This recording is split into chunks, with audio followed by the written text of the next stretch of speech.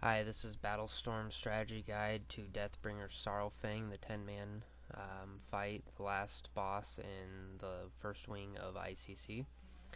A little bit about this fight. This fight is basically all about keeping Deathbringer from building blood power. Blood power makes him grow 1% larger for each stack and makes him deal 1% more damage for each stack. When his stacks reach 100, he puts Mark of the Fallen Champion on a random raid member. um, the person that has Mark of the Fallen Champion is going to basically be taking damage every time Deathbringer deals damage, whether it be a melee attack or a special ability. Um, so whoever gets Mark of the Fallen Champion, it's quite a bit of damage that they're going to be taking.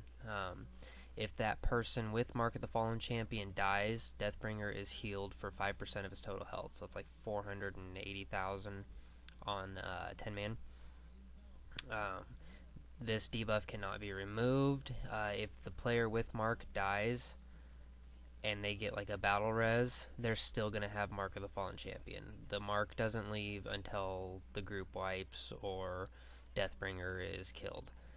A couple ways Deathbringer gains blood power is the first one is called Rune of Blood.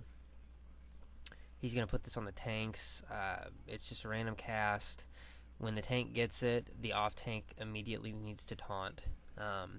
What Rune of Blood does is every time Deathbringer successfully lands a melee attack, he leeches health from whoever has Rune of Blood, and it heals Deathbringer for 5 times the amount leeched. So the tanks are going to have to be taunting back and forth when Rune of Blood is put down. Another ability is Blood Nova. This is where everybody needs to spread out, because if anybody's within 10 yards of each other, this is only going to be cast on people in ranged positions. So it's going to be it's going to be cast on somebody, and anybody within 10 yards of them, it's going to basically like it's going to string. Alright, so if you've got one person standing wherever and another person that's standing 5 yards from him, it's going to string over to that other person also. For each person that Blood Nova hits, it's going to give him 1 blood power. This is why it's imperative that you guys spread out. Another ability that he has is called Boiling Blood. It's a dot. It's going to do 5,000 physical damage every 3 seconds, and every time it ticks and does damage, it's going to give him 1 blood power. So putting shields on the people that get Boiling Blood, that'll stop 1 or 2 blood power. So I mean it does mitigate quite a bit of his blood power, so just keep an eye on that. Frenzy is like a soft enrage. He's going to increase his attack speed by 30%. He's going to do this at 25% hit points left. So you want to save your Bloodlust and all your big cooldowns for when he hits 25% and goes into Frenzy. Call of the Beast. This is where we do pretty much ass backwards from every other strategy I've ever read. Every once in a while, he's going to call out 2 bloodworms. Alright? Usually, what everybody else does is they kite the bloodworms around until they die. We don't. We have whatever tank is not currently tanking Deathbringer. They pick up the bloodworms, and then we gun down the bloodworm that spawned on the left side first. The left side of the screen here. That one gets burned down first, and then we burn down the right side one. The reason this works out is because we don't have 1 or 2 people DPSing on the worms. We have everybody DPSing on the worms, so they're down in about 6 seconds. The amount of blood power that is gained from the worms, because every time the worms do damage, he also gains blood power.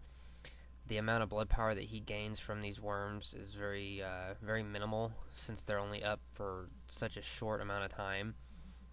So whatever tank is not currently taking Deathbringer picks up the worms. Now these worms have a buff on them that reduces AoE damage taken by 95%, which is why you have to single target them down. Just focus fire one of them down. So how we have our raid set up here is we've got the 2 hunters and 1 healer in the back here in the AoE range, or the ranged area. That way we're the only 3 that are ever going to have the Blood Nova cast on us, and since we're so far spread out, we're not going to have any of them string together, so he's not going to gain any extra blood power from his stringing. Everybody else, the other heal, we only use 2 healers on this. We got 2 tanks, 2 healers, and 6 DPS on this.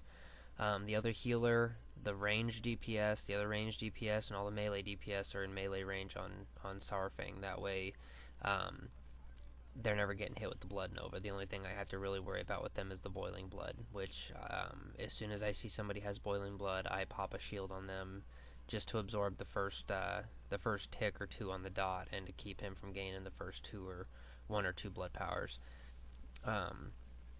It's a fairly simple fight. It's not bad. We have it to where he's down to about 3 million hit points left by the time the first mark of the Fallen Champion comes off. Now, Powder on the left side of my screen has got the mark right now, and you'll see his health bar jumping down quite a bit. It's because every ability and every melee attack that saurfang lands, it's going to deal damage to Powder Keg also. So now I have to worry about keeping the tanks alive, the other raid people getting the dots, and Powder Keg. This is why you don't want 2 or 3 people with mark on them, because it does get pretty hectic towards the end if you have that many people with it. So like I was saying, the way we have it set up here is we have 3 people in ranged positions. Everybody else is in melee. That way we're the only ones getting the Blood Nova. When the worms come out, it's like every 30 seconds. When the worms come out, whatever tank is not currently tanking the boss picks the worms up. Alright, and then we focus fire the left one down first, and then we focus fire the right one down. It's fairly simple. Just gotta stick to the strategy and you'll make it through.